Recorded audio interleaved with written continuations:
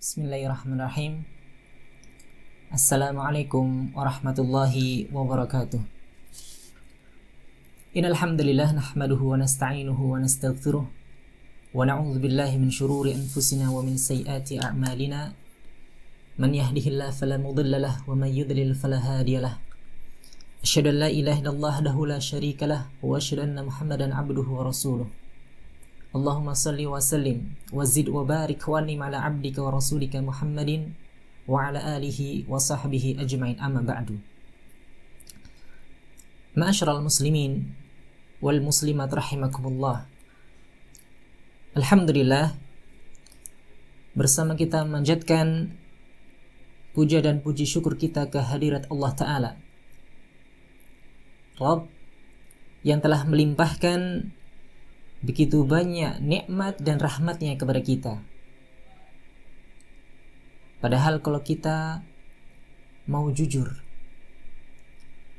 sebenarnya kita merasa malu. Kita merasa belum pantas untuk mendapatkan semuanya itu.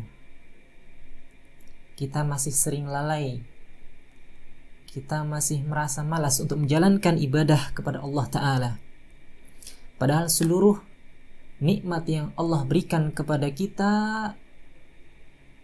itu sangatlah besar. Itu semua dari Allah.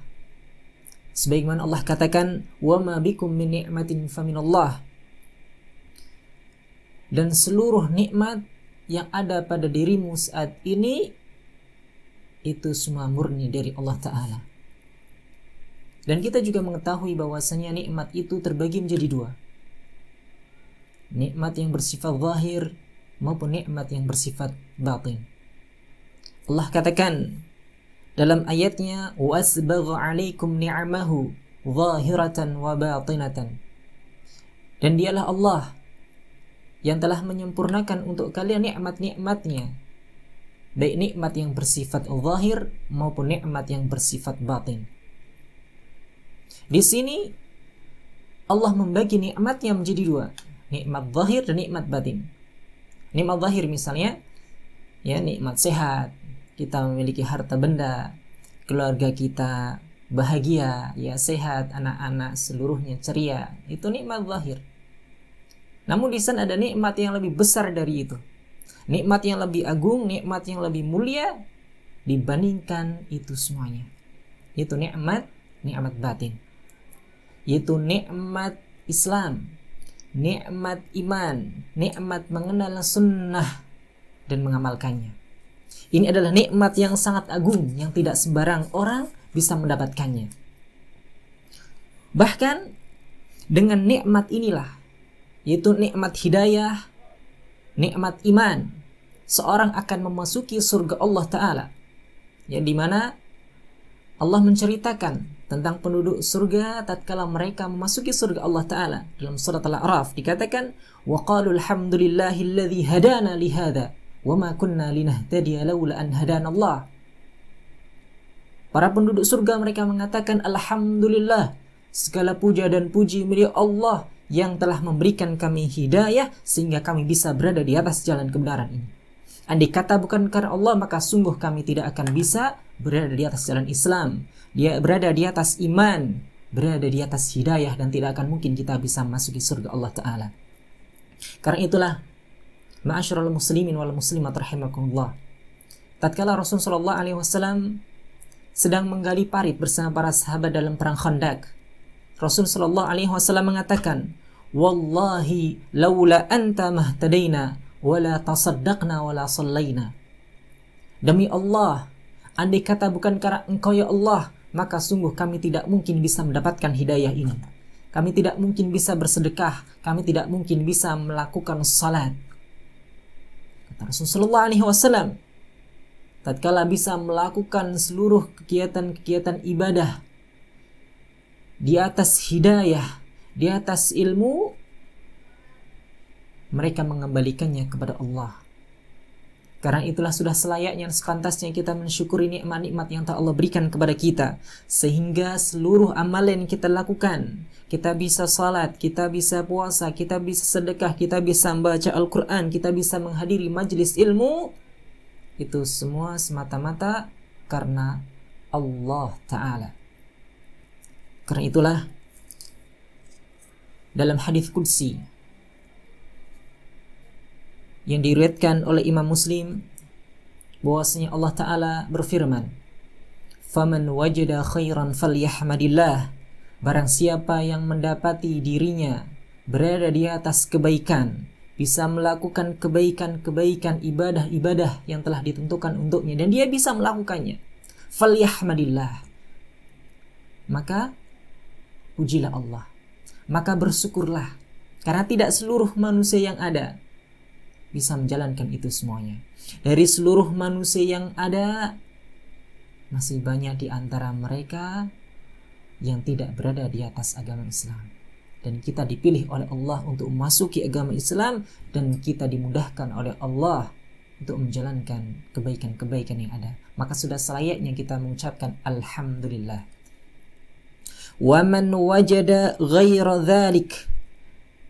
Namun barang siapa yang mendapati selain hal tersebut, artinya ia terjatuh dalam maksiat, ia terjatuh dalam perbuatan dosa, fala yalumanna illa nafsa, maka janganlah ia mencela kecuali dirinya.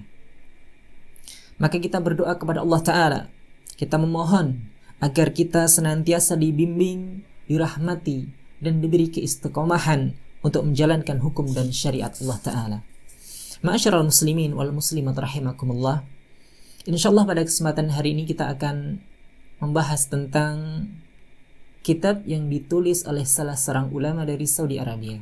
Ya, kitab tersebut diberi judul Ad-Durus Al-Yaumiyah Minas Sunani wal Ahkami Syar'iyyah. Jadi di sini ya pembahasannya tentang masalah kajian harian, materi harian yang bersumber dari Al-Quran dan As-Sunnah. Ya, ini ditulis oleh Syekh Rasid bin Husain Al-Abdul Karim, yang beliau ini merupakan murid dari Fadilatul Syekh Abdullah bin Abdurrahman bin Jibrin dan juga Syekh Su'ud bin Abdul Muhsin Asy-Syabanat. Nah, di dalam kitab ini, ya, dalam kitab Ad-Durus Al-Yaumiyah ada 330 materi atau 330 pelajaran ya yang disampaikan setiap harinya.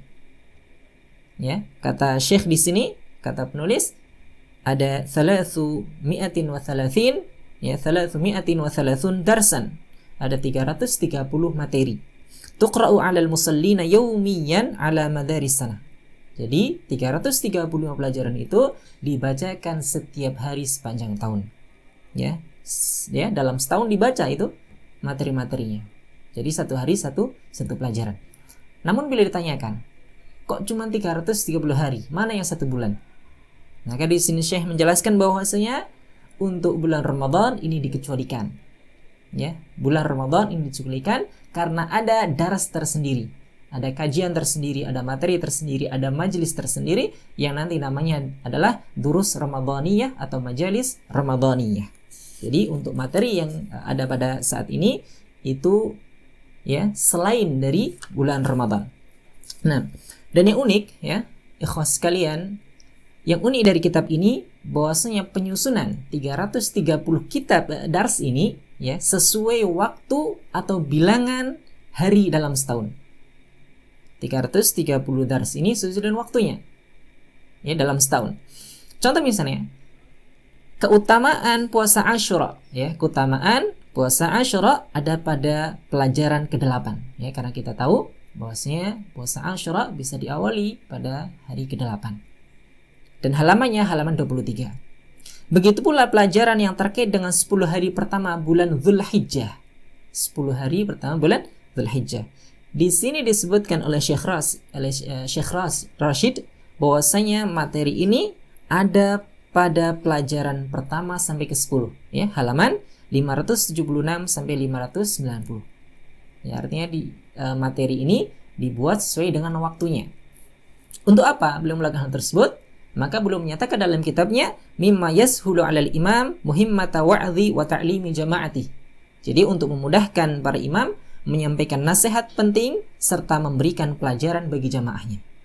Ya, barakallahu fikum. Insyaallah ya, pada kesempatan kali ini kita akan membahas pelajaran pertama dari kitab Ad-Durus Al-Yaumiyah. Adapun pelajaran pertama yang ditulis oleh Syekh Rashid bin Hussein adalah terkait masalah al-ikhlasu wan niyatu. Jadi pembahasan terkait masalah ikhlas dan niat. Ya, pembahasan terkait masalah ikhlas dan niat.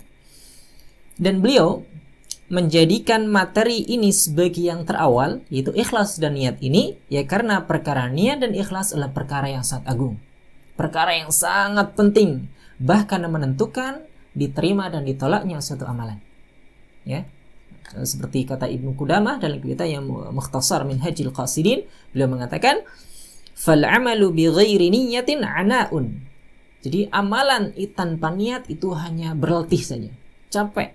Ya, karena nggak dianggap. Ya, dalam agama ini amalan tanpa niat nggak dianggap, cuma dapat capeknya saja. Wan niyatu bi ghairi ikhlasin riya. Adapun niat tanpa ikhlas namanya riya. Ya, syirik. Diterima enggak? Enggak diterima. Kenapa? Karena ada riya di situ. Karena itulah sebagaimana dalam surat Al-Ghasyiyah, ya Allah Ta'ala mengatakan, "Hal ataka hadithul ghasyiyah?" Apakah sudah sampai kepada kalian berita tentang hari kiamat? Wujuhu yawma idzin khasyi'ah. Wajah-wajah mereka pada saat itu dalam keadaan tertunduk terhina. Amilatun nasibah. Allah katakan di sini amilatun nasibatun. Mereka itu bekerja keras lagi kepayahan. Mereka menjalankan aktivitas-aktivitas ibadah kebaikan di dunia dengan keras, dengan susah payah. Namun pada akhirnya apa? Tasla naran hamiyah. Mereka masuk ke dalam neraka. Kenapa? Padahal capek menjalankan ibadah yang ada. Berletih. Uang dihabiskan untuk apa? Untuk bersedekah misalnya. Fisik ini digunakan untuk menjalankan ketaatan-ketaatan kepada Allah. Namun pada ujung-ujungnya adalah tasla naran hamiyah. Masuk ke dalam neraka. Dan itu dikarenakan mereka tidak memenuhi standar penerimaan amal. Yaitu salah satunya adalah ikhlas. Tatkala mengamalkan suatu amalan dan itu bukan untuk Allah, maka tertolak dan itu menjadi petaka bagi pelakunya. Terancam masuk neraka. Dan di sini Syekh mengawali kitabnya dengan membawakan firman Allah Ta'ala dalam surat Hud, ya, surat Hud ayat 15 dan 16. Allah Ta'ala berfirman, "Man kana yuridul hayatad dunya wa zinataha nuwaffi ilaihim a'malahum fiha wa hum fiha la yubkhasun.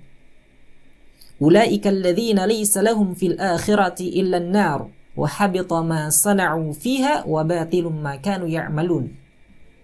Allah katakan di sini, barang siapa atau siapapun orangnya yang menghendaki kehidupan dunia dan perhiasannya, tatkala menjalankan ibadah yang ia lakukan, kebaikan-kebaikan yang ia lakukan, yang ia harapkan adalah balasan dunia, perhiasan dunia, maka kata Allah di sini, pasti kami akan berikan balasan penuh atas apa yang telah mereka kerjakan di dunia dengan balasan yang sempurna. Allah berikan apa yang mereka minta. Kemudian dikatakan di sini, wahum fiha la yubkhasun, dan mereka di dunia ini tidak akan dirugikan sama sekali. Allah akan penuhi apa yang mereka minta. Namun yang menjadi masalah tatkala mereka menghadap Allah di akhirat kelak. Allah katakan ulaikal ladzina laisa lahum fil akhirati illa nar. Mereka orang-orang yang mengharapkan balasan dunia, ada kesyirikan di dalam amalannya, mereka laisa lahum fil akhirati illa nar. Mereka tidak akan mendapatkan sesuatu apapun di akhirat kecuali neraka. Allah sudah berikan balasannya di dunia, dan di akhirat mereka tidak mendapatkan apa-apa kecuali neraka. Wa habita ma sana'u fiha wa batilum ma kanu ya'malun. Dan sia-sialah, kata Allah, seluruh apa yang telah mereka usahakan di dunia, dan terhapuslah apa yang telah mereka kerjakan. Jadi suatu kesia-siaan tatkala kita menjalankan ibadah namun tidak ada niat ikhlas di dalam ibadah tersebut, dan ancamannya adalah ancaman neraka. Karena itulah Setelah ayat ini, penulis membawakan dua hadis yang mendukung tentang pentingnya ikhlas dan niat. Seorang yang bisa menghadirkan niat ikhlas dengan baik, maka nanti akan mendapat pahala yang sangat agung, yang sangat besar. Dan sebaliknya, seorang yang tidak bisa menghadirkan niat dan juga keikhlasan di dalam ibadah, maka ancamannya sangat mengerikan. Di sini ada hadis yang diriwayatkan oleh Umar bin Khattab radhiyallahu anhu, ya, an Umar bin Al-Khattab radhiyallahu anhu qala sami'tu Rasulullah sallallahu alaihi wasallam yaqul. Dari sahabat yang mulia, ya, Umar bin Khattab, semoga Allah meridainya, bahwasanya beliau pernah mendengar, ya, Rasul sallallahu alaihi wasallam bersabda. Apa itu? Kata Rasul sallallahu alaihi wasallam, "Innamal a'malu binniyat wa innama likulli imri'in ma nawa. Faman kanat hijratuhu ila Allah wa rasulih, fahijratuhu ila Allah wa rasulih. Wa man kanat hijratuhu lid-dunya yusibuha aw imra'atin yankihuha, fahijratuhu ila ma hajara ilaih." Muttafaqun alaih. Kata Rasul sallallahu alaihi wasallam bahwasanya amalan-amalan itu tergantung dengan niat. Ya, setiap amalan itu tergantung dengan niatnya. Wa inna likulli imri'in ma nawa, dan setiap orang akan mendapatkan sesuai dengan apa yang ia niatkan. Kemudian beliau di sini memberikan contoh. Faman kanat hijratuhu ila Allah wa rasulih, barang siapa yang berhijrah karena Allah dan Rasulnya, fahijratuhu ila Allah wa rasulih, maka hijrahnya itu dianggap karena Allah dan Rasulnya, karena niatnya lillah. Wa man kanat hijratuhu lidunya yusibuha aw imra'atin yankihuha, barang siapa yang berhijrah dengan niat ingin mendapatkan dunia, dengan niat ingin menikahi seorang perempuan, fahijratuhu ila ma hajara ilaih, maka hijrahnya ini nanti sesuai dengan apa yang mereka niatkan. Muttafaqun alaih, riwayat Bukhari Muslim. Nah, di sini Rasul sallallahu alaihi wasallam mengatakan innamal a'malu binniyat, bahwasanya setiap amalan itu tergantung dengan niatnya. Nah, kata-kata a'mal, ya, kata-kata a'mal di sini itu mencakup perbuatan, perkataan, dan juga pikiran. Ya. Contoh misalnya terkait Al-Walid Ibnul Mughirah. Al-Walid Ibnul Mughirah. Dan ini disebutkan dalam surat Al-Muddathir. Yang Al-Walid ini memikirkan bagaimana caranya untuk menghancurkan Al-Quran. Memikirkan bagaimana caranya kaumnya tidak terpengaruh dengan Al-Quran. Ya. Kata Allah dalam surat Al-Muddathir, innahu fakkara wa qaddar. Al-Walid ini memikirkan, kemudian menetapkan apa yang ia pikirkan. Faqutila kaifa qaddar, maka celakalah bagaimana dia mau menetapkan. Tsumma qutila kaifa qaddar, kemudian celakalah bagaimana dia menetapkan. Tsumma nazar, tsumma abasa wa basar. Kemudian dia mulai merenung, bermuka masam, cemberut. Ini dia sedang memikirkan bagaimana caranya untuk menghancurkan Islam, khususnya Al-Quran. Thumma adabara wastakbar, kemudian berpaling dari kebenaran dan dia berlaku sombong. Faqala in hadza illa sihrun yu'thar. Dia mengatakan bahwasanya Al-Qur'an ini tidak lain hanyalah sihir yang dipelajari dari orang-orang yang terdahulu. Setelah memikirkan, akhirnya dapat kesimpulan Al-Qur'an ini adalah sihir yang dipelajari dari orang-orang yang terdahulu. Bahkan dia juga mengatakan in hadza illa qaulul bashar. Al-Qur'an ini tidak lain hanyalah perkataan manusia saja, ya. Ini buah dari pikiran. Namun apa kata Allah? Sa'uslihi saqar, kami akan masukkan dia ke dalam neraka. Wa ma adraka ma saqar, apa kalian tahu apa itu neraka saqar? La tubqi wa la tadhar, yang tidak meninggalkan suatu apapun di situ. Akan dilahap, habis dibakar di dalam neraka saqar. Ini buah dari pikiran Al-Walid Ibn Mughirah, dan Allah masukkannya ke dalam neraka. Demikian juga, ma'asyiral muslimin rahimakumullah, tatkala seorang memikirkan, ya, untuk kebaikan Islam, memikirkan bagaimana caranya kaum muslimin ini maju, bagaimana caranya saya bisa mengembangkan dakwah dengan baik, bisa menyantuni anak yatim, janda, bisa mengurus semuanya, ya, fakir miskin, dipikirkan untuk kebaikan kaum muslimin, maka tentu seorang itu juga mendapatkan pahala sesuai dengan apa yang mereka niatkan dan mereka inginkan. Sebenarnya kata Allah, "Faman ya'mal mithqala dzarratin khairan yarah."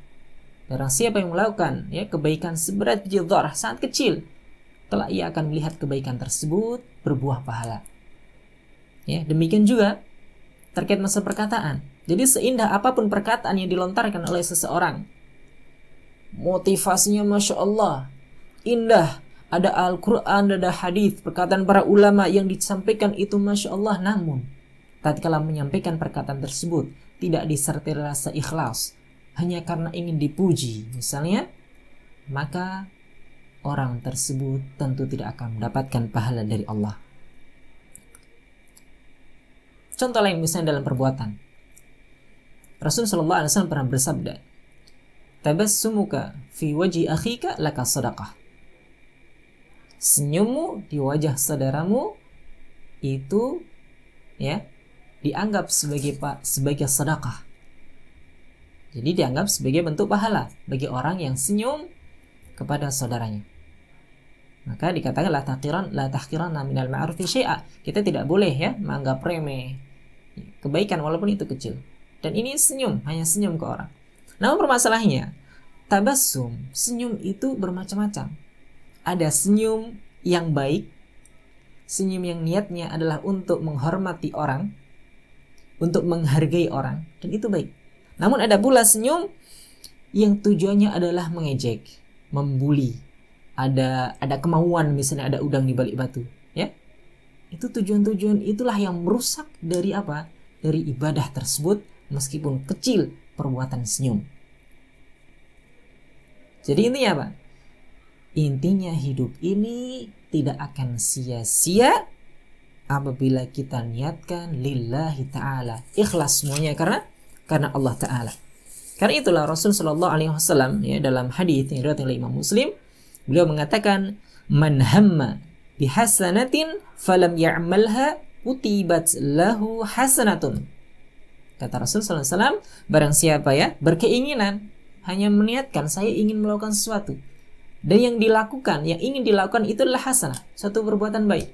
Dia menginginkan untuk melakukan suatu perbuatan baik, falam ya'malha, namun qadarullah, ia tidak bisa melakukannya karena ada sesuatu. Kutibat lahu hasanatun, tetap nanti akan dicatat pahala baginya. Satu pahala.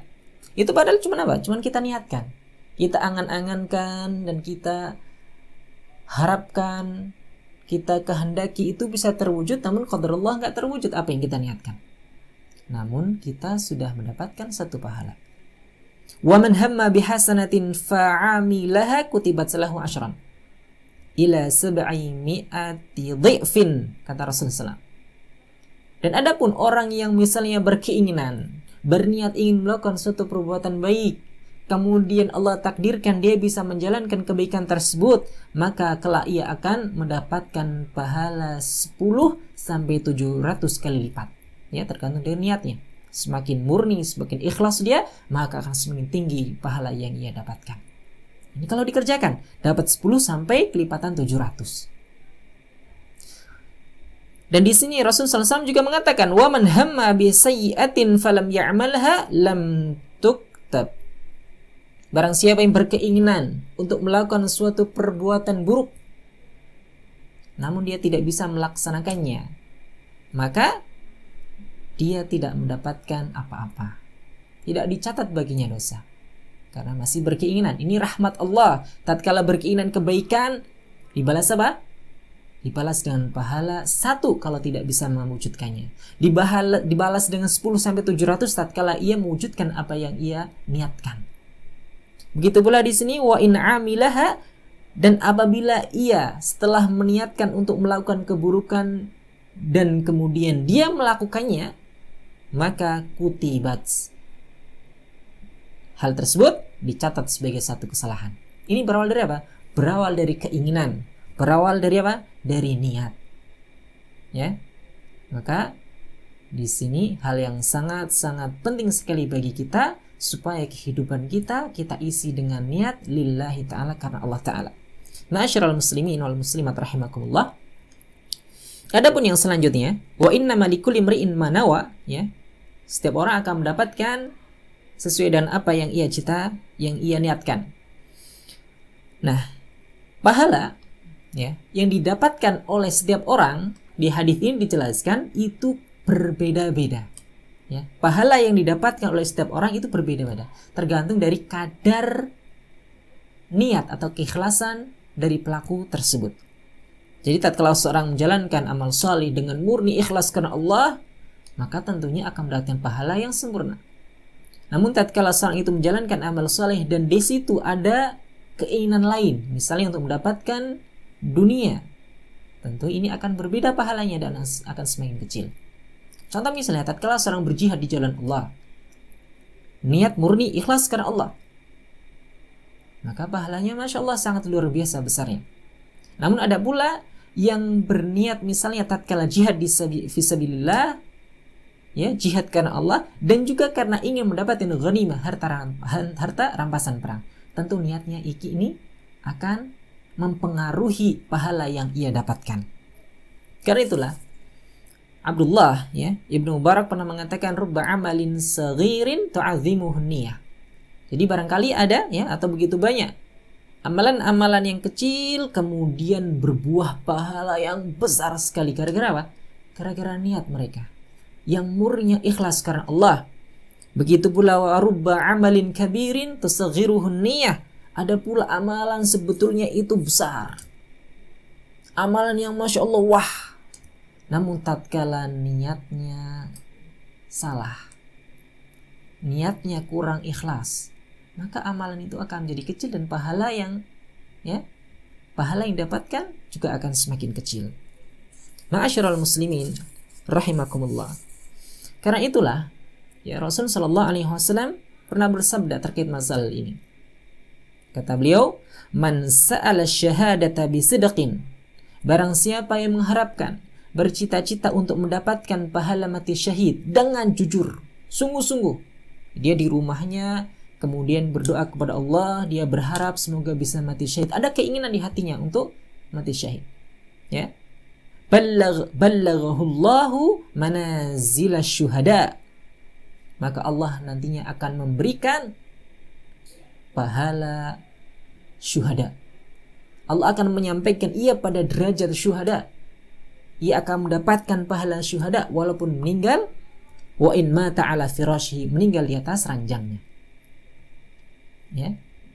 Kita tentu berharap kita bisa mati syahid, namun tentunya tidak bisa kita praktekkan saat ini karena tidak ada peperangan, negara aman. Namun tidak mengapa kita harapkan, karena suatu saat mungkin terjadi, kita tidak tahu. Namun yang pasti kita harus hadirkan perasaan tersebut, keinginan untuk mati syahid di jalan Allah. Dan tatkala itu diucapkan di dalam hati dengan sungguh-sungguh dan kejujuran, maka walaupun kita mati di atas ranjang, kita akan memperoleh derajat pahala syahid. Nah, barakallahu fikum. Ma'asyiral muslimin, di dalam hadis yang selanjutnya, Rasul Sallallahu Alaihi Wasallam memberikan contoh, ya, memberikan contoh terkait masalah mereka yang melaksanakan amal ibadah, ya, namun dengan niat karena Allah dan ada yang bukan karena Allah. Di sini Rasul SAW mengatakan, wa man kanat hijratuhu lidunya sibuha aw imra'atin yankihuha fa hijratuhu ila ma hajara ilaih. Jadi kalau ada yang berhijrah tujuannya untuk mendapatkan kehidupan dunia, materi dunia, atau menikahi seorang perempuan, maka itulah ia akan mendapatkan sesuai dengan apa yang inginkan. Namun, barang siapa, faman kanat hijratuhu ilallahi rasulih, fa hijratuhu ilallahi rasulih. Adapun orang-orang yang berhijrah murni karena Allah, ya, karena Rasulnya, maka ia akan mendapatkan pahala yang besar. Dicatat bahwasanya niatnya itu benar dan hijrahnya karena Allah dan Rasulnya. Adapun, ya, hadis yang selanjutnya, ini hadis yang Masya Allah agung sekali karena terkait dengan orang 3 golongan atau 3 orang yang pertama kali akan dipanggil oleh Allah untuk dihisab. Di sini dikatakan oleh Rasul sallallahu alaihi wasallam, an Abi Hurairah radhiyallahu anhu qala sami'tu Rasulullah sallallahu alaihi wasallam yaqul. Jadi hadis dari Abu Hurairah. Jadi beliau pernah mendengar Rasulullah sallallahu alaihi wasallam bersabda, "Inna awwalan nas yuqda yaumal qiyamah 'alaihi rajulun ustushhida fa utiya bihi." Jadi manusia pertama ya, yang akan dihisab, akan dipanggil untuk dimintai pertanggungjawabannya, itu yang pertama rajulun ustushhida fa utiya bih, ya, seorang lelaki yang mati syahid, seorang lelaki yang mati di medan pertempuran, kemudian didatangkan oleh Allah, fa'arrafahu ni'amahu, kemudian Allah ingatkan orang tersebut dengan nikmat-nikmat yang telah Allah berikan kepadanya. Fa'arrafaha, kemudian dia mengakui. Misal ditanyakan tentang nikmat kuatnya, ya, saya sudah kasih kamu nikmat kuat, merasa, ya saya mengakui. Sudah dikasih keberanian, akhirnya diakui. Qala fama amilta fiha, lalu apa yang kau lakukan? Ya, lalu apa yang kau lakukan? Apa yang kau perbuat dengan nikmat tersebut? Maka kata orang tersebut, qataltu fika hatta stushhidtu. Jadi saya berperang di jalan Allah, ya, kemudian saya mati syahid. Qala kadzabta, engkau dusta katanya. Lakinnaka qatalta li'an yuqal jari'un, akan tapi kau terbunuh supaya engkau bisa dikatakan, ya, bisa diberi gelar jari'un, orang yang pemberani, seorang pahlawan. Faqad qila, dan itu sudah dikatakan, kau sudah mendapatkan hal tersebut. Tsumma umira bihi fasuhiba ala wajhihi hatta ulqiya finnar. Kemudian orang tersebut, ya, diperintahkan agar diseret di atas wajahnya hingga dilemparkan ke dalam api neraka. Ini contoh pertama, yaitu orang, ya, yang salah niat di dalam urusan jihad. Kita tahu bahwasanya jihad itu adalah perkara yang sangat agung, amal soleh. Namun perbuatan soleh itu tidak menjadi standar akan diterimanya amalan. Masih ada yang lain, yaitu masalah keikhlasan. Nah, di sini, masyarul muslimin rahimakumullah, ya, kita sebutkan terkait masalah jihad, bahwasanya Rasul sallallahu alaihi wasallam pernah mengatakan dalam hadis yang diriwayatkan oleh Imam Ahmad, rubba qatilin baina saffaini Allahu a'lamu biniyatih. Jadi betapa banyak, ya, orang yang terbunuh di antara dua pasukan, ya. Ada banyak orang yang terbunuh di antara dua pasukan. Namun Allahu a'lamu biniyatih, Allah yang paling tahu terhadap niat-niat mereka. Dan ternyata di sini niatnya adalah ingin mencari pamor, ingin mencari gelar pahlawan, pemberani, dan itulah yang diniatkan. Hingga pada akhirnya orang tersebut dilemparkan ke dalam neraka jahanam. Dalam hadis yang lain misalnya, ada salah seorang sahabat yang pernah melontarkan suatu statement kepada Rasul sallallahu alaihi wasallam. Ar-rajulu yuqatilu syaja'atan wa yuqatilu hamiyatan wa yuqatilu riya'an fa ayyu dzalika fi sabilillah. Tanya kepada Rasulullah, wahai Rasulullah, ada seorang lelaki yang berjihad, yang berperang karena ingin menunjukkan keberaniannya, ingin supaya dikatakan sebagai seorang yang pemberani, ya. Jadi keinginan perang tersebut ingin menunjukkan keberanian dari orang tersebut. Wa yuqatilu hamiyatan, ia berperang karena dorongan fanatisme suku, golongan dan sebagainya, ia berperang karena itu. Wa yuqatilu riya'an, ia berperang supaya dilihat oleh orang, ya, supaya orang melihat, oh masya Allah dia itu ikut perang karena riya. Fa ayyu dzalika fi sabilillah. Kemudian ditanyakan, siapa yang di antara mereka yang termasuk, ya, berjihad di jalan Allah? Maka kata Allah, man qatala litakuna kalimatullah hiyal ulya fahuwa fi sabilillah. Barang siapa yang berperang di jalan Allah, tentunya barang siapa yang berperang untuk meninggikan kalimat Allah, maka dia telah berperang di jalan Allah. Jadi artinya mereka mujahid fisabilillah, mendapatkan label fisabilillah tatkala mereka niatnya adalah supaya kalimat Allah itu tegak dan tinggi. Ini yang pertama, dikutip oleh Imam Bukhari. Ya. Kemudian yang kedua, golongan yang kedua atau orang kedua yang salah niat, yang pada akhirnya mereka itu malah mendapatkan azab, mendapatkan siksa, padahal perbuatan itu perbuatan yang sangat agung apabila mereka ikhlas karena Allah. Apa itu? Yaitu orang yang berilmu, pintar membaca Al-Quran, seorang ustaz. Rasul SAW mengatakan, "Warajulun ta'allama al-ilma wa 'allamahu wa qara'a al-Qur'an."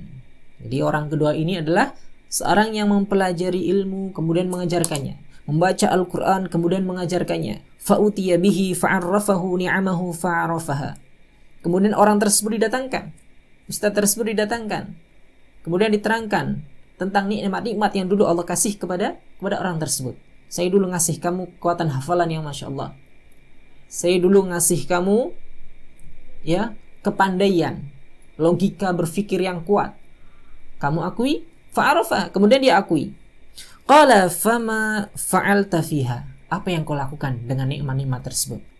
Kemudian orang tersebut mengatakan, ta'allamtu ilma wa 'allamtuhu wa qara'tu fikal Qur'an. Saya mempelajari ilmu, kemudian saya ajarkan ilmu tersebut.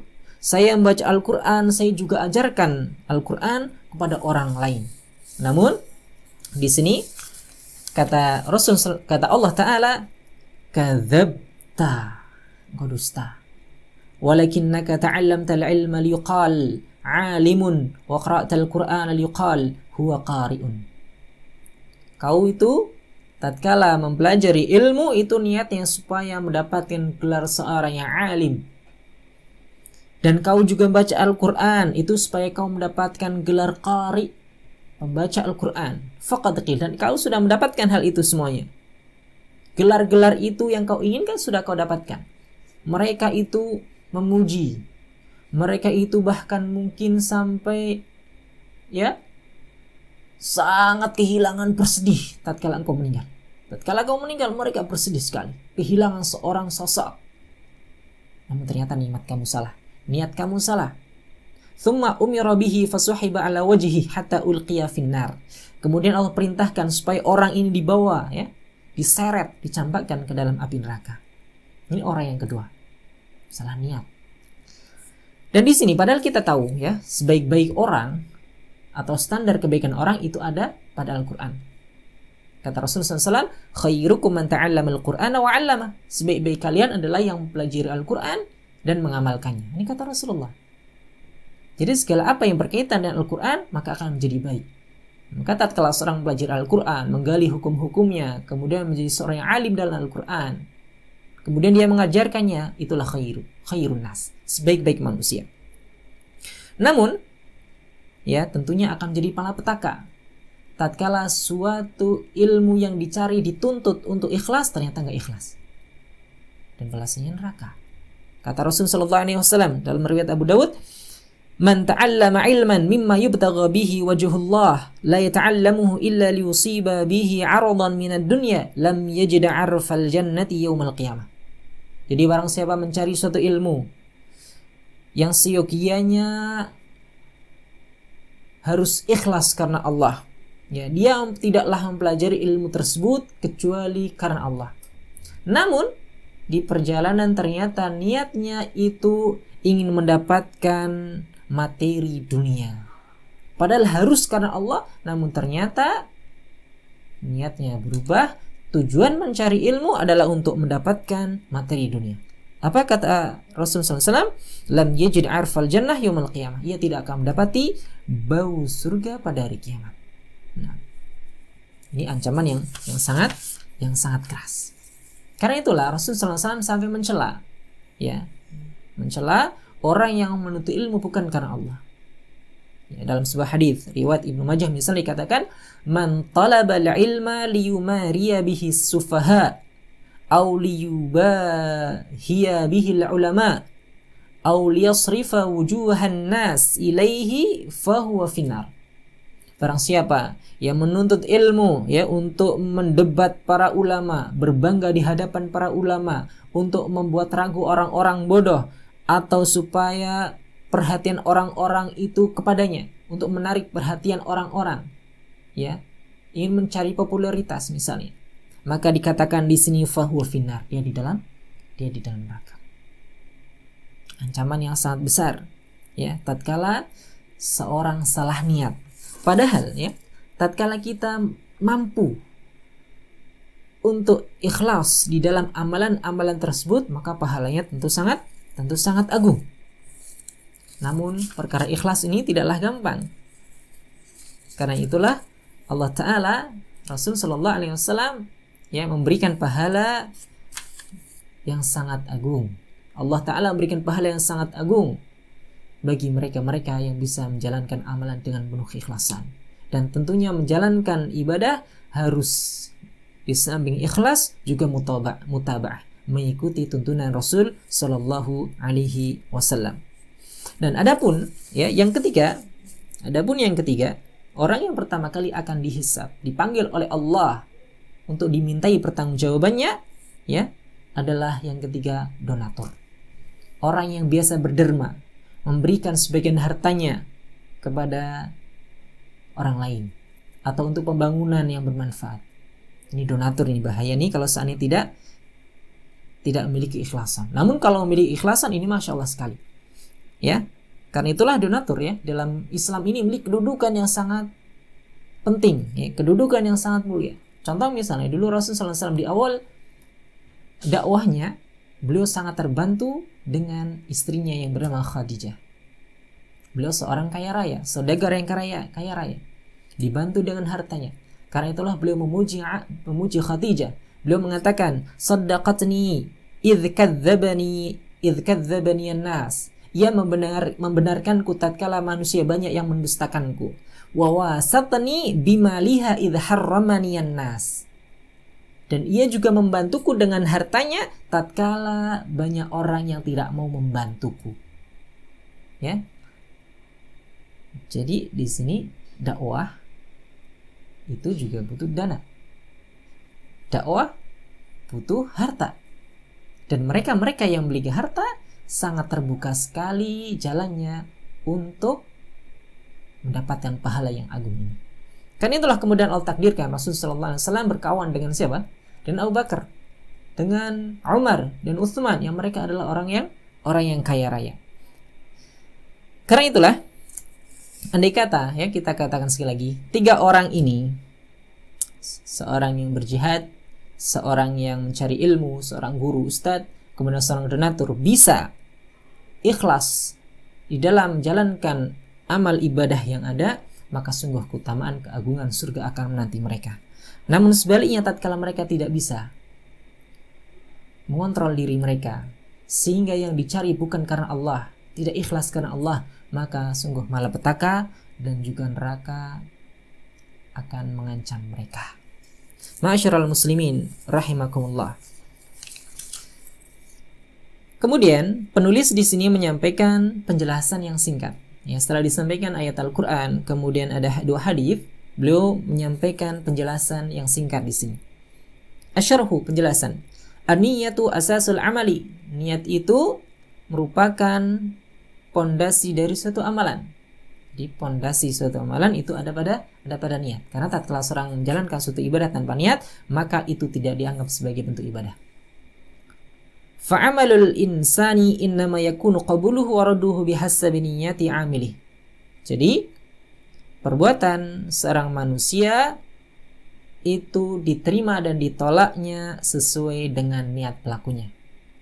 Jadi niat sangat menentukan diterima dan ditolaknya suatu amalan. Faman 'amila 'amalan akhlasa fihi lillahi ta'ala.